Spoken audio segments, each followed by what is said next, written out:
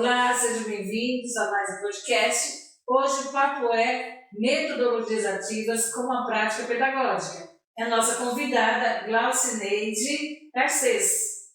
Olá, tudo bem? Antes eu queria me apresentar, né, Catarina? Acho que é importante, né? Então, eu sou formada em letras e pedagogia, tenho algumas especializações, principalmente em metodologias ativas, e também em formação de professores, né? Eu já faço isso há algum tempo, né? Formação de professores. Que bom! Então hoje a nossa conversa é direcionada, né? Como que o professor vai trabalhar, então, essas metodologias ativas para que, de fato, na prática, lá na sala de aula, dê resultado na aprendizagem. E você traz aí para nós o que significa, primeira pergunta, né? O que significa essas metodologias? Então, antes era bom a gente lembrar, né, que tudo isso que está acontecendo, algumas práticas que estão acontecendo, que embarcaram junto com o termo metodologias ativas, elas já aconteciam antes. O professor já fazia algumas práticas, algumas abordagens que eram que a gente poderia considerar como metodologias ativas. Ele só não sabia o nome, não sabia a concepção e não sabia a ideia de como tornar essa prática dele uma metodologia ativa. Eu vou dar um exemplo. Se o professor, na sala de aula, trabalha um debate, ele trabalha desta maneira, ele trabalhava desta maneira. Ele escolhia o tema que os alunos iam fazer o debate e ele dava os argumentos que os alunos iriam trabalhar no debate. Isso pode ser considerado uma metodologia? Sim, mas não pode ser considerado uma metodologia ativa. Por quê? Porque a metodologia ativa, ela precisa levar em consideração que o aluno é o protagonista. É ele que decide e que constrói, tá, essa aprendizagem, que constrói esse movimento de ir atrás das coisas. Por isso que ela chama ativa. Ela chama metodologia ativa porque é o aluno que é o ativo, não é o professor. O professor só faz essa mediação, né? Então, o importante é que a gente entenda o que é metodologia ativa. Metodologias ativas são abordagens e práticas pedagógicas onde os alunos são autônomos e responsáveis pela sua aprendizagem. Isso, e essa aprendizagem, né, a gente começa a perceber que ela pode ser, então, passiva ou ativa. Então, a aprendizagem passiva é como era no passado, vamos pensar assim, né? Que o aluno não tinha esse protagonismo, não se envolvia a ponto de realizar as coisas. Mas quando eu falo assim, nem, assim, não é uma regra. Nós tínhamos aulas em que isso acontecia, que o aluno era protagonista. E, por outro lado, nós temos a aprendizagem ativa, que é o momento que nós estamos vivendo já há algum tempo, né? Em que, de fato, a aprendizagem vai envolver esse aluno para que ele saia dessa ideia de passivo, só receber a informação e que ele vai construir junto com o professor. Então, eu me lembro, enquanto estudante, eu tinha uma professora que ela praticava algumas metodologias ativas, isso na década de 80. Eu lembro que ela fazia, e aí eu não vou falar o nome para depois você falar qual que ela fazia. Ela falava assim, né? Olha, na próxima aula a gente vai estudar tal assunto. E ela sempre perguntava para mim, quando eu chegava no dia seguinte, o que você sabe disso, Catarina? E aí eu me via obrigada a estudar em casa. Então, antes da aula dela, eu já lia o livro didático ali. Então, eu lia aquele capítulo e eu tinha que chegar na escola com aquele capítulo pronto, assim, para eu explicar. E aí, quando eu conheci as metodologias ativas, eu falava, meu Deus, que graça, né? A professora já praticava isso e eu embarcava, né? Porque eu, de fato, me preparava para a aula seguinte. O que é isso? Uma coisa que a gente precisa também lembrar, né? Isso, a cultura da metodologia ativa, ela demora para ser implantada numa escola. Não é já, não é agora, não é uma vez, não são duas vezes que eu vou conseguir inserir, né? Eu também já tive isso na faculdade, eu tive uma professora que ela fazia assim também. E eu tive muitos colegas que saíram da aula dela porque não gostavam, porque não se adaptaram a essa metodologia. Por quê? Porque estavam acostumados com aquela professora que ia lá na frente e jogava tudo na gente e depois a gente ia pegando as coisas, né? Acostumaram assim, não se habituaram com isso, acabaram saindo da aula, deixando essa disciplina, indo para outra porque não se adaptaram. Então, a gente precisa entender isso, né? Isso não é já... Os nossos alunos ainda não estão acostumados com esse método. A gente precisa criar essa cultura na escola. E toda cultura leva tempo e leva dedicação. A gente precisa de paciência, tá? E de conhecimento para poder inserir essa prática na escola. E a prática não é minha só. Essa prática precisa ser da escola. Não é do professor de português. Essa prática é do professor de matemática. Não. Ela precisa ser da escola. Todos precisam falar, para virar uma cultura, todos precisam falar a mesma coisa. Mas antes de tudo, os meninos precisam entender o que é. A gente precisa também conversar com eles sobre o que é essa metodologia. Sim. Porque senão a gente vai ter sempre o contexto, né, de pessoas que queiram viver sempre aquela aprendizagem passiva, né, de não querer participar do processo, de achar que quando o professor entrar na sala, eu vou receber alguma coisa pronta, depois eu vou devolver para ele. Quando a gente fala de metodologias ativas, eu participo de todo esse processo, né? E o estudante ele deixa de ver, de fato, a aprendizagem como passiva e sempre ativa. E hoje você vai contar para nós alguns tipos de metodologias ativas? Sim, eu posso mencionar algumas, mas antes eu queria falar o seguinte. Para mim, para o professor, levar essa metodologia ativa para a sala de aula, ele precisa planejar. Sim. Não dá para ele pensar assim, hoje eu vou levar uma metodologia ativa. Mas essa metodologia ativa que eu vou levar hoje me serve, cabe naquilo que eu quero ensinar, me cabe naquele conteúdo que eu quero ensinar. Tem que pensar nisso também, né? O professor tem que planejar tudo isso. Existe essa e essa. Esta me cabe, esta não cabe neste momento. Outra coisa, todas as aulas, não precisa ser todas as aulas de metodologias ativas. Eu posso sim dar uma aula explicativa, fazer uma explanação, ir lá na frente e dar aquela aula expositiva, tradicional que eu estou acostumado. Sim. Não tem problema.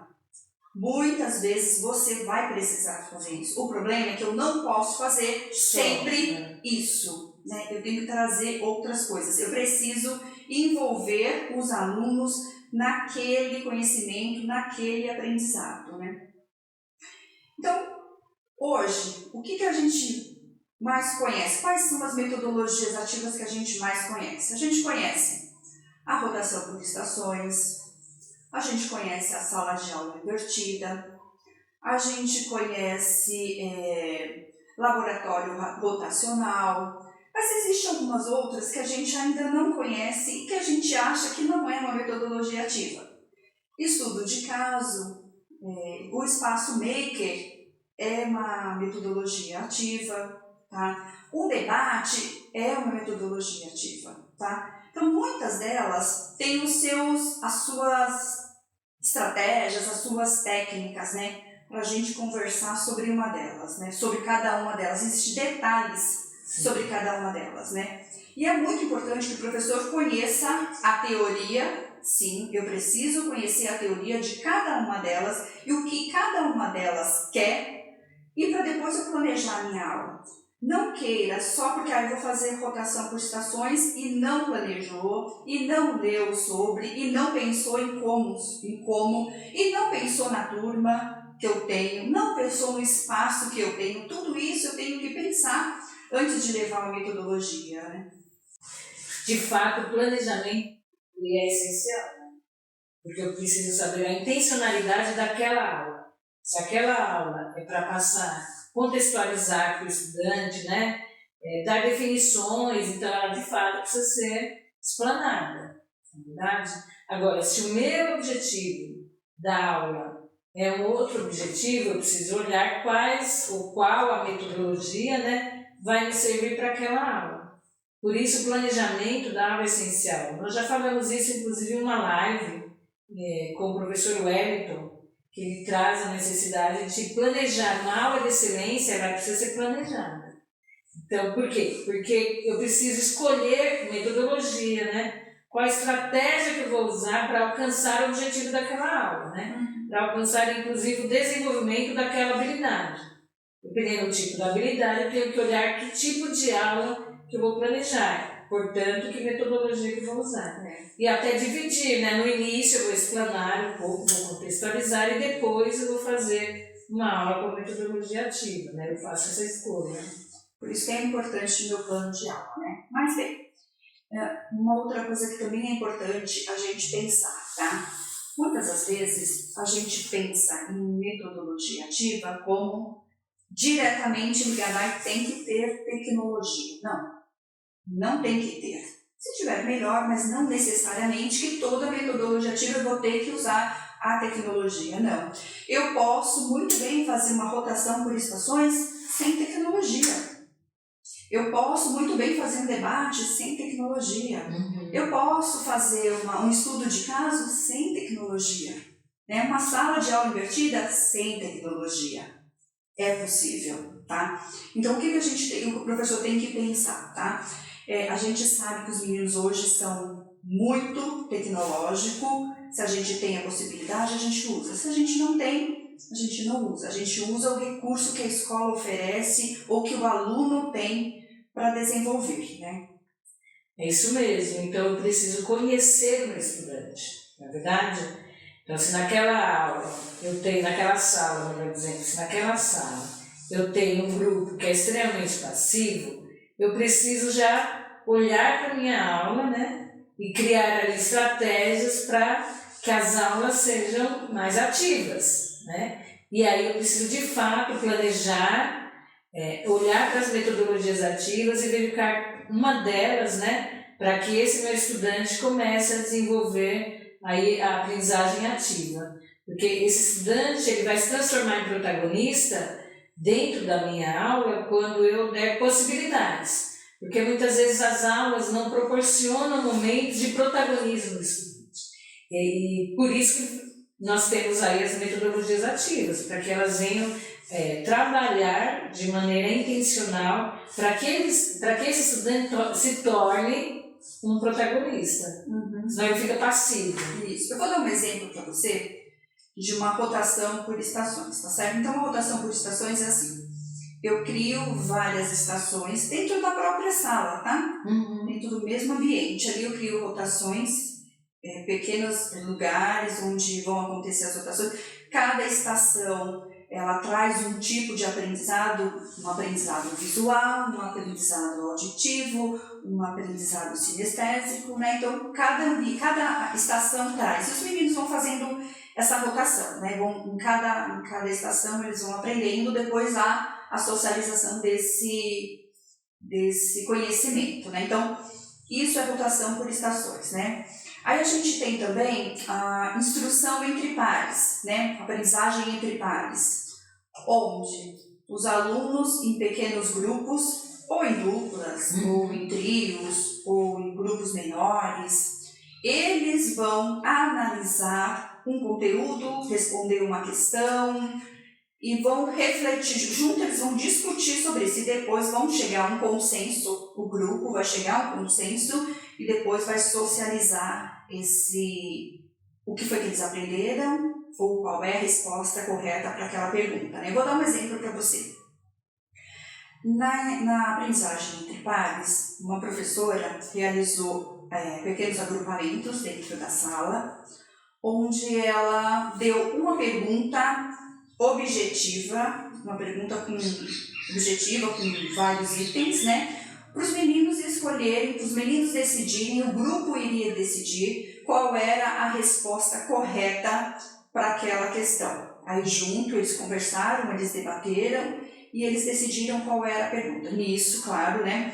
A mediação do professor é muito importante. Quando ele vai passando, olhando, verificando se os meninos estão chegando, né, a resposta que é a correta para aquela pergunta, né? Não, ela não vai dar a resposta, ela não vai dizer, olha, essa está errada, não é essa a resposta, não. Ela vai questionar o porquê que eles escolheram essa, o que levou eles a escolher essa, né? Então, tudo isso. E no final, o grupo, né, ela deixou que eles explanassem qual era a pergunta, ela colocou no telão, né, a pergunta, e eles decidiram, olha, a resposta correta é a B. Por quê? Por causa disso, disso, disso, disso. Olha o que eles construíram. Ela disse alguma coisa para eles? Ela explicou, ela deu um conteúdo? Não, ela deu a pergunta e eles chegaram à própria resposta. Olha o quanto isso é importante para eles. E a gente sabe que muitas vezes eles aprendem com eles mesmos, né? Um tem muito a oferecer para o outro. A gente também precisa pensar nesses agrupamentos, né? Não é colocar a panelinha que já tem na sala, né? Aquele grupinho que gosta de ficar sempre junto. A gente também tem que pensar nesses agrupamentos produtivos, né? Esse é um exemplo que nós precisamos trabalhar muito, né? Até por conta das relações interpessoais que nós estamos vivendo aí, né? Essa questão da violência nas escolas. Então, momentos em que eles trabalham em grupo, eu consigo resgatar o respeito, né? Eu preciso respeitar a voz do outro, ter um momento de voz, saber que momento que é a minha voz, que momento que é a voz do outro, compartilhar conhecimento. Então, muita coisa ali já é trabalhada, né? Muitas habilidades são trabalhadas, inclusive da própria necessidade de convivência. Então, quando a gente pensa em planejar uma aula, escolher uma metodologia, eu preciso ver de fato a intencionalidade, né? E quando esses estudantes vão lá à frente para apresentar, eles também já estão ali, muitos vencendo timidez, né? Vencendo muitas coisas necessárias para a questão da aprendizagem mesmo, né? Para o desenvolvimento deles. Então, o professor precisa ter esse olhar e conhecer o estudante dele, né? A turma dele. Se é uma turma já agitada, eu preciso, então, ter um outro olhar, né? Que tipo de atividade eu poderei realizar com eles para que eles consigam diminuir a ansiedade, já que eles são todos agitados. Então, é fundamental esse olhar para os estudantes lá na turma, mediante a escolha da metodologias, não é isso? Sim, sim. A gente também tem que pensar assim, quando eu faço a opção de trabalhar uma metodologia, eu também estou levando em consideração, eu também estou personalizando o ensino, né? Personalizar não é eu dar uma coisa para cada um dos 30 alunos que tem na sala, eu vou dar uma coisa diferente para cada 30, não é isso. Quando eu organizo a instrução entre pares, quando eu falo do agrupamento produtivo, a ideia é você olhar como cada um aprende melhor, né? Porque todo mundo aprende de vários jeitos, mas tem aquele que aprende melhor desse jeito. Se eu conversar com um colega, eu aprendo melhor. Então, na hora de fazer esses agrupamentos, a gente tem que pensar nisso também. Quando eu faço isso, eu estou personalizando. Quando eu proporciono para o aluno uma rotação por estações, sendo que em cada estação eu tenho uma maneira de aprender, eu também estou personalizando o ensino. Quando eu ofereço a sala de aula invertida, eu também estou personalizando. Quando eu falo da sala de aula invertida, não é eu dar um conteúdo para cada aluno, não é eu dar um tema para cada um, mas é eu dar várias maneiras de aprender dentro de um mesmo conteúdo, dentro de um mesmo aprendizado. Isso, a maneira de aprender, né, que você traz aí, é aquilo que eu já tinha falado, né? Eu conhecer a minha turma, como que a minha turma aprende, né? E aí a minha escolha vai ser pautada nisso, até para que eles vejam a importância, né? O professor também precisa mostrar para o aluno o significado daquela aula, né? Por que essa dinâmica, por que a escolha dessa dinâmica, né? Para que o estudante veja sentido. Professor, mas a gente vai ficar em grupo, né?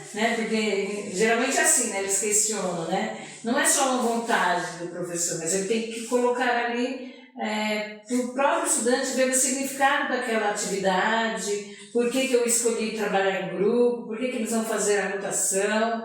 E quanto melhor o estudante compreender, né, por que eu estou fazendo assim, mais tranquilo fica o ambiente da sala de aula. Então, assim, falar para o estudante, olha, hoje nós vamos trabalhar a rotação, que é isso, isso e isso, o objetivo é esse. E aí você já calma também a própria turma. Sim, verdade. Uma vez eu fiz uma formação de professores, onde eu fiz a rotação por estações, onde eu fiz com eles a vivência da rotação por estações.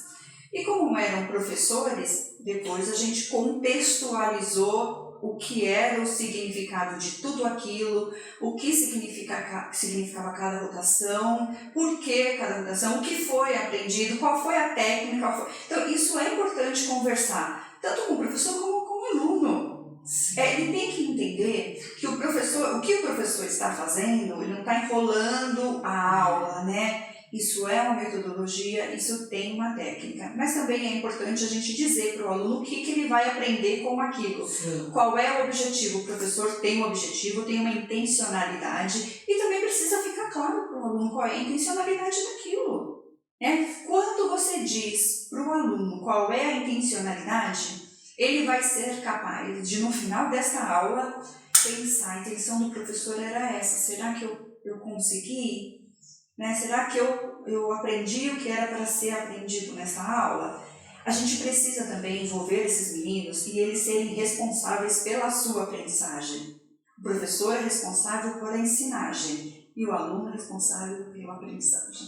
É verdade. E aí, se cada um, né, compreender o seu papel, fica mais tranquilo, né, para aceitar a presença do outro, né, e ver a importância de acompanhar aquilo, né? Porque muitas vezes o estudante ele está desanimado, e a gente sempre fala, né? Então você tem que cativar o estudante, né? Fisgar o estudante. Como que eu fisgo? Quando eu passo para as pessoas, né? No caso dos estudantes, o sentido daquilo. Por que o fazer, aquele fazer é importante?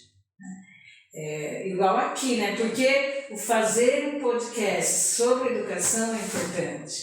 E a gente fez isso, né, logo no início, né? Eu e a Roberta, nós fizemos essa fala. Porque tudo na vida tem o seu porquê, tem uma intenção, né? Nós, seres humanos, nós trabalhamos com intenções. Então, o professor tem que ter claro, olha, eu fiz uma escolha entre algumas metodologias ativas que eu conheço, eu fiz essa escolha por causa disso, porque dessa maneira eu vou alcançar o objetivo da aula. É verdade. A gente também tem que pensar, sabe, Catarina, muitos de nós têm alguns medos, né? E o principal medo é o errar, né? O quanto nós, principalmente professor, né, tem medo de errar, de fazer errado, né? Temos que pensar assim. Se fizermos algo errado, não é errado de propósito. Eu não fiz dizendo assim, hoje eu vou dar uma aula totalmente errada. Não é isso. Você fez tentando acertar. E isso não significa, não é uma coisa ruim, né? É uma coisa boa, porque você aprendeu com esse erro e você vai ajustá-lo, tá? Para não fazer. Então, muitos de nós, inclusive o aluno, ele tem medo, muitas vezes, de falar e de fazer com medo de errar, com medo de dizerem para ele, eu errei, você errou, né? Então, eu acho que quando a gente faz essa prática, principalmente da aprendizagem entre pares, que o aluno tem a oportunidade de falar num pequeno grupinho dele ali, eu acho que a gente vai aos poucos tirando esse medo, tirando esse receio, né? E o professor também, ele tem que pensar nisso também, né? Ele tem que deixar de ter alguns medos e começar a praticar algumas coisas, algumas ideias e trazer coisa diferente lá para a sala de aula. Quando eu digo diferente, não é trazer nada assim, isso nunca foi feito, eu vou fazer agora. Não, eu vou fazer, mas vou fazer de outra maneira. A outra maneira que eu vou fazer é colocando o aluno como ativo dessa aprendizagem, né? Então isso é muito importante, né? Não tenha medo de testar, não tenha medo de tentar fazer, né? O que você tem que fazer é pensar sobre antes e pensar sobre depois do que você fez, né? o que deu certo, o que não deu certo, e ia fazendo os ajustes conforme. Muitas vezes você vai chegar numa sala para fazer a rotação por estações a primeira vez, você não vai gostar, não vai dar certo, não era isso que eu pensei, aí eu não pensei desse jeito. Muitos de nós, me coloco também porque eu já tive também esse medo, não vou fazer mais isso porque eu não sei fazer, porque não deu certo nessa sala. Não. Muitas vezes somos nós, o próprio aluno, que ainda não está inserido nessa metodologia, nessa cultura, nessa ideia, nesse contexto. Mas se você largar, nunca mais ele vai. Lembra que eu falei no começo? Quando a gente começa a cultura, ela leva tempo e ela precisa de dedicação. Não é da primeira vez que a gente vai conseguir. A gente não pode ter medo de tentar fazer as coisas que a gente gostaria, que a gente acha que vai ser bom porque a gente tem medo ou porque não vai dar certo, ou porque não deu certo da primeira vez, não vou mais. É verdade, perfeito. Cai um pouco na questão da segurança, né? Então o professor ele fica seguro de fazer coisas que ele sempre fez. Né? Então assim, por que eu vou me arriscar? Se eu estou na zona de conforto, né? É uma segurança eu fazer sempre o que eu faço. E o arriscar é importante, porque senão eu não mudo. Então, quando o professor fala assim, mas eu não conheço metodologias ativas, a primeira coisa é estudar sobre isso, né? E quando eu estudo, eu já vou buscando possibilidades. Senão eu fico fazendo sempre a mesma coisa e querendo resultados diferentes, né? Então, eu preciso focar nessa questão do que você traz, né? Do erro. A gente não vai acertar sempre, mas a gente está errando, acertando. Hoje não foi 100%, nunca será 100%, mas são esses pequenos avanços que fazem a gente chegar no objetivo. Mas eu preciso ter esse processo de sair um pouco dessa segurança. Mas eu sempre fiz assim, eu estou com medo de errar, né? Não, eu tenho que arriscar. E o professor ele precisa ter esse olhar. Como a gente trabalha com formação de professor, é muito comum as pessoas dizerem assim, nossa, esses professores novos agora eles chegam com todo o gás, né? Que é essa ideia de que o professor novo, então ele chega com a certeza que ele vai errar, mas ele está acertando. E é isso que a gente tem que ter em mente. Por que eu estou errando e acertando? Porque nunca vai ser 100%, mas nesses pequenos avanços, né? E o erro vai fazendo com que eu melhore. Não tem como eu fazer e acertar. Porque, e o que eu aprendi naquele momento? Se eu não cometi nenhum equívoco, o que eu trago de lição? O que eu vou melhorar? Se eu fiz tudo certo, tudo correto? Não. Eu tenho sempre que pensar, olha, da próxima vez eu vou fazer diferente. E isso vai fazendo que eu crie estratégias diferentes. É verdade. Quando a gente começa a iniciar esse processo de fazer, né? A gente vai perceber que com o tempo a gente se apropriou tanto daquilo que a gente já quer modificar algumas coisas sem mudar a ideia principal, mas a gente quer mudar algumas coisas, né? Eu lembro que quando eu estava fazendo a formação de professores, a gente fez a rotação por estação e numa outra formação eu mudei a mesma ideia da rotação, mas eu fiz o circuito de aprendizagem, né? Dentro. Então, conforme a gente vai fazendo, a gente vai aprendendo e a gente vai modificando e vai acrescentando coisas, sabe? Acrescentando metodologia, acrescentando outras técnicas e criando as nossas próprias, né? O que serve para aquela sala, o que serve para esse conteúdo, o que serve. E o que não serve, a gente vai fazendo ajustes. Isso aqui é importante. Por isso, é muito importante o professor nunca deixar de estudar. Quando a gente fala deixar de estudar, a gente acha que eu tenho que fazer outra faculdade, eu tenho que fazer uma pós-graduação. Não é isso. Muitas vezes, um curso de extensão de 4 horas, um curso de extensão de 8 horas, a leitura de um livro. Quando a gente fala de leitura de um livro, não é ler só por uma leitura, mas é ler para aquilo que você precisa, ler buscando aquilo que você precisa, né? Isso já ajuda muito, isso já ajuda a gente a se desenvolver. Hoje a gente estava até conversando, né, lá embaixo, que eu e a Catarina somos pessoas já de 5 ponto alguma coisa, né? 0. 5 ponto alguma coisa, né? E a gente estava conversando, né? cabelos brancos e idade que a gente tem não significa que você é uma pessoa velha, né? O que diz que se você é uma pessoa velha ou não é a cabeça que você tem. E é isso que o professor precisa ver. Ele precisa ter uma cabeça moderna, uma cabeça aberta para aceitar as coisas que vêm aí, né? Por quê? Porque ele não vai poder mudar. As coisas vêm e se ele não conseguir se ajustar a essas coisas que estão vindo, elas vão atropelar, elas vão machucar e elas vão fazer doer.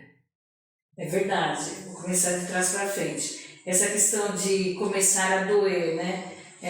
Aí a impressão é que você está sempre errado, né? A gente também ouve essa questão, professor dinossauro. E aí o dinossauro, também resgatando a sua fala, não é porque ele está muito tempo na escola, está para aposentar, não. O dinossauro é aquele que não evolui, né? Que não buscou melhorar. E outra coisa que você também trouxe na sua fala é assim, eu vou criar estratégias quando eu começar a aprender. Então eu aprendi um pedaço e daquele pedaço eu vou criar. Então eu começo a criar quando eu estudo, quando eu conheço coisas novas. Por isso que assim, a criação ela não é do nada. A criação ela parte de alguma ideia, ela parte de algo.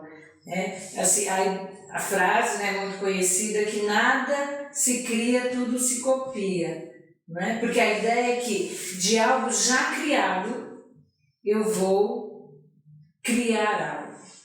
Né? Por isso que eu vou recriar. Então, de uma estratégia eu crio outra, de uma metodologia eu crio outra.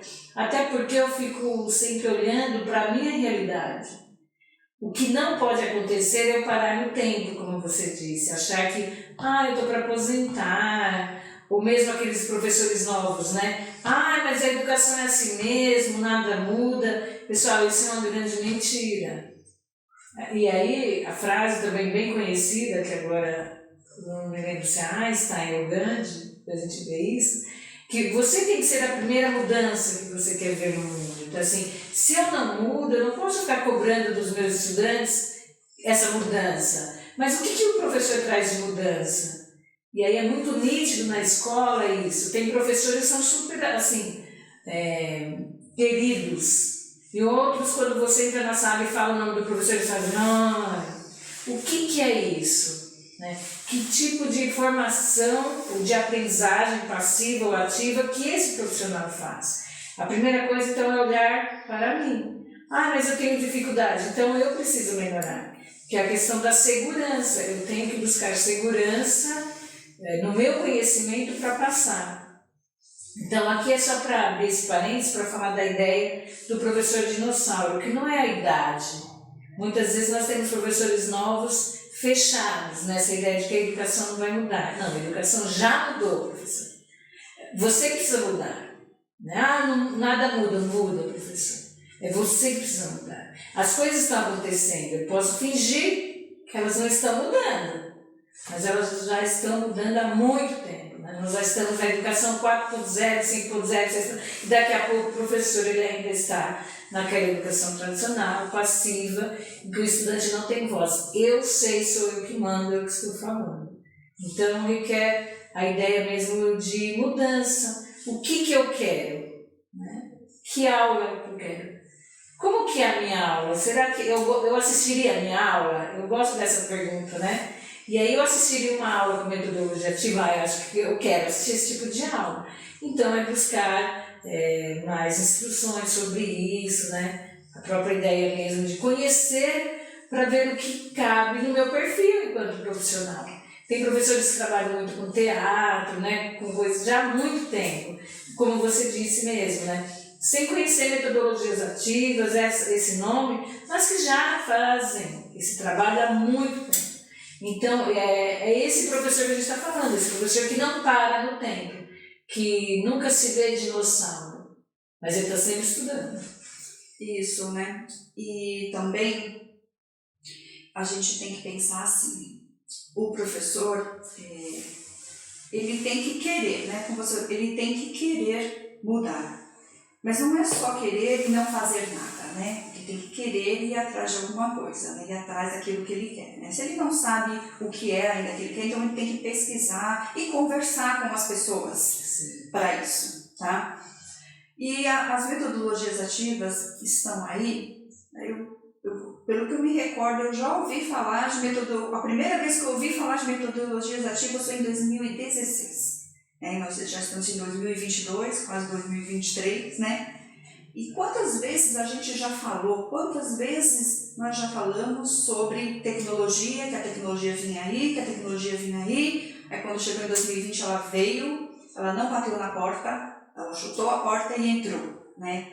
E o professor teve que se virar. Então, o professor é capaz, sim, de fazer as mudanças, ele é capaz de aprender, ele é capaz de criar, né?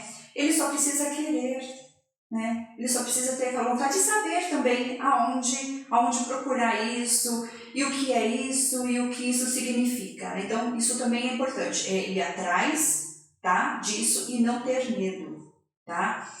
Vai errar, talvez, que bom, né? Talvez ele não consiga hoje, mas ele vai conseguir amanhã ou depois de amanhã ele vai conseguir, né?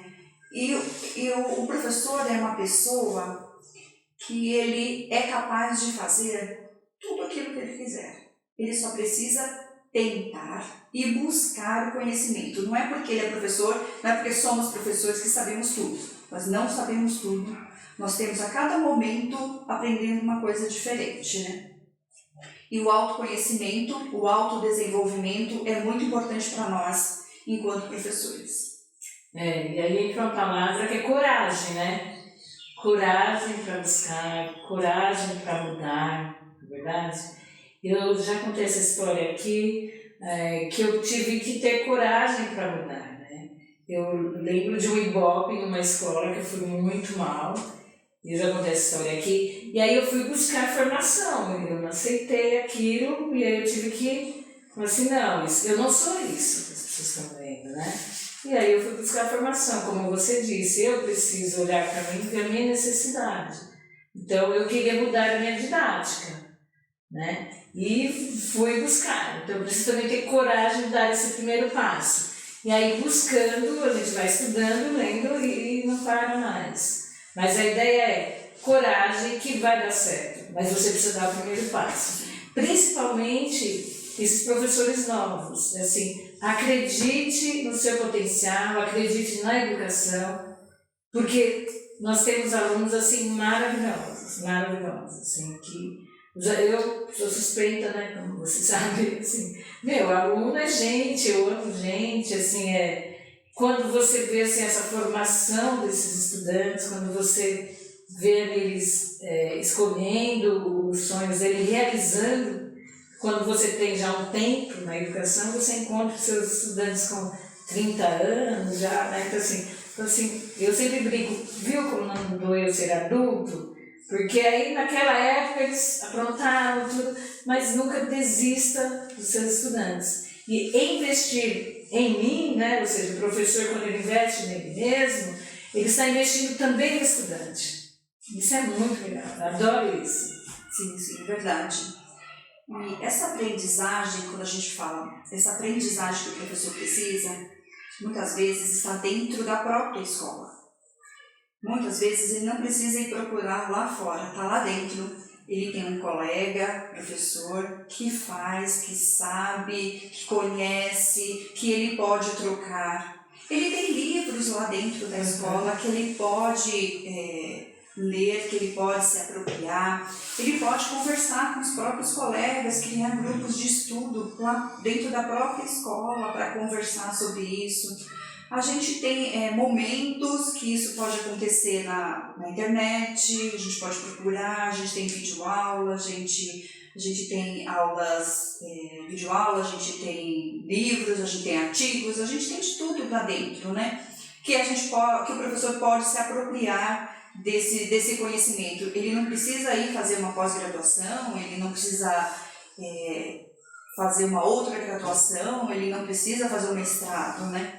Mas ele pode se apropriar de muitas coisas ali dentro da própria escola mesmo. E é isso que é importante, ele ter também essa humildade de conversar com seus pares e se apropriar do que o colega faz, ou mesmo arrumar um parceiro lá dentro da própria escola para ajudar. Ó, vamos fazer junto isso? Eu queria desenvolver, vamos conversar sobre isso, e a gente faz, a gente conversa, a gente pensa como, né? Isso também, porque é lá que está acontecendo as coisas, né? Não é na internet que está acontecendo as coisas, não é lá fora da escola que está acontecendo, é lá dentro da escola. E é lá quem eu tenho, é lá que o aluno está, e é lá que eu tenho que fazer isso. Isso, essa ideia de aprender com o outro é importante, né? Assim, eu sempre trabalhei com professor de arte, né? Quando dava aula de portuguesa e história, né? Quando dava ali de literatura no ensino médio. Por conta disso, né? Esses conhecimentos, eles dialogam, né? Como todos, e eu vi essa necessidade de estar sempre perto do professor de arte, perto do professor de história. E o que eu aprendi, assim, fora de... não tem como mensurar, né? Então, o professor que precisa ter essa humildade, você falou. Olha, eu vou dar uma aula sobre tal coisa. Então, assim, quem será que poderia me ajudar dentro do espaço que eu tenho? É bem bacana isso que você traz, né? Porque, assim, eu preciso reconhecer as minhas fragilidades e buscar. É isso, todos nós temos fragilidades e que elas são potencializadas com o outro. Eu lembro de, não sei se foi podcast ou live, que era o olhar do outro. Você que fez isso? Sim, foi. É isso, o olhar do outro, que é mesmo? Melhora o meu. Melhora o meu. Então, assim, eu preciso dar espaço para o outro, né? Mas eu sempre tenho que olhar para o outro alguém que vai, de fato, me ajudar. Agora, eu não tenho como olhar para o outro como inimigo, aí vai complicar a minha vida. E aí, se eu estou vendo assim, eu estou vendo errado. É hora de, também você trouxe na sua fala, esse autoconhecimento, né? Então, eu preciso ver, porque o olhar do outro me incomoda, né? Mas eu quero avançar, eu não posso parar nunca. Então, eu preciso reconhecer que o outro pode me ajudar. Isso. E tudo bem se eu não souber. Não tem problema você dizer, isso eu não sei fazer. Não tem problema. Nós sabemos de tudo. É verdade. Né? Nós vivemos numa época em que as pessoas parecem que têm medo de dizer que não sabe. Eu não sei, se eu não souber, eu sou fraca, eu sou uma coitadinha. Não é. Né? Você pode se apropriar. Acho que primeiro você tem que saber o que você sabe, o que você não sabe, o que você pode, o que você não pode, para você correr atrás daquilo que você precisa. Né? Eu queria só trazer também uma metodologia ativa que é a Maker, né? A gente já faz, o professor já faz isso há muito tempo, né? Fazer maquete é Maker, tá certo? Você fazer exposições é Maker, ok? Então, o professor já fazia. O que a gente tem que entender é o olhar que eu dou sobre isso, né? Quando eu falo do Maker, não é eu fazer, né? Não é eu pegar, o aluno cola, eu já trago as peças prontas e dou para o aluno só colar com aquela regrinha, cola o 1 junto com o 2, o 3 junto com o 2, né? Não é isso, é deixar ele construir mesmo. E a gente também tem a ideia hoje de que espaço Maker eu tenho que ter impressora 3D, eu tenho que ter cortadora, eu tenho que ter ferramenta. Não, você não precisa. Você pode ter no seu espaço Maker tampinha de garrafa. Eu posso ter no meu espaço Maker caixa de leite. Eu posso ter garrafa reciclada, né? Eu posso ter lá caixinhas de vários tamanhos, caixinha de pasta de dente, caixinha de fósforo, caixinha de saquinhos. Eu posso ter várias coisas. Eu não preciso eu tenho que comprar equipamentos para usar no meu espaço Maker. Eu tenho que comprar um papel diferente. Não precisa. Eu posso usar aquilo que eu tenho, né? E vou construir quantas vezes os meninos constroem naturalmente em casa um carrinho com uma garrafa PET e carroça rodinha com tampa de garrafa. Quantas vezes eles já fizeram isso? Quantas vezes eu já brinquei na minha casa? Eu fiz móveis para minhas bonecas de papel. Os móveis da cadeirinha, a mesinha, o guarda-roupa de papel. Quantas vezes a gente, com palito de dente, a gente faz algumas coisinhas, né? A porta gira do guarda-roupa com com palito de dente. Então, o que a gente pode hoje, tudo a gente acha na internet, ok, gente? A gente só precisa ver o que nos cabe e o que é que você quer com aquilo, né? A gente não pode levar tá exatamente assim, eu vou fazer exatamente assim, não. Às vezes isso não me cabe, né? Às vezes isso não é possível. Eu não vou levar lá para minha sala de primeiro ano um monte de palito de dente, que o negócio não vai ficar legal, né? Pode ser que aconteça alguns perrengues lá na hora, então a gente tem que pensar, não posso levar palito de dente, mas o que eu posso? Eu posso levar tampinha de garrafa, eu posso dar as coisas para eles construírem como eles acharem melhor um carrinho, né? Então hoje eu não preciso de um kit de robótica, eu não preciso de um Arduino para construir algumas coisas, eu posso construir com aquilo que eu tenho, com aquilo que me é possível ali na escola, né? A gente só não precisa ter medo de fazer.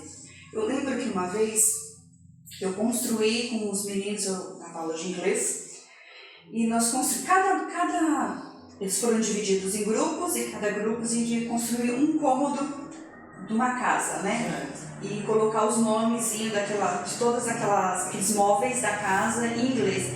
E eles construíram de papel. Cada um fez o seu cômodo, depois a gente organizou o nosso sobrado, né? O nosso prédio, tá? Com aqueles cômodos. E eles amaram. Nunca mais eles esqueceram, né? Daquilo, né? Eles me encontravam onde eu estava. Nunca esqueceu a aula. Nunca esqueceu a aula e nunca esqueceram a teacher de inglês, nunca mais eles esqueceram, né? E o que foi que eu fiz? O que eu usei? Papel. Só papel. E a criatividade deles, porque eles têm. Eles ensinam muitas coisas pra gente, né? Só dar oportunidade para eles, que eles conseguem ensinar muitas coisas pra gente. É verdade, é o confiar no estudante, né? E aí, de fato, eles vão criar.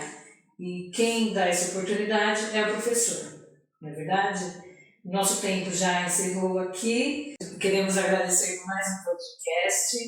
É muito gratificante, aprendemos bastante aí sobre a questão da metodologia, na verdade das metodologias ativas, né, em que o professor precisa fazer a sua escolha, olhando para a sua realidade.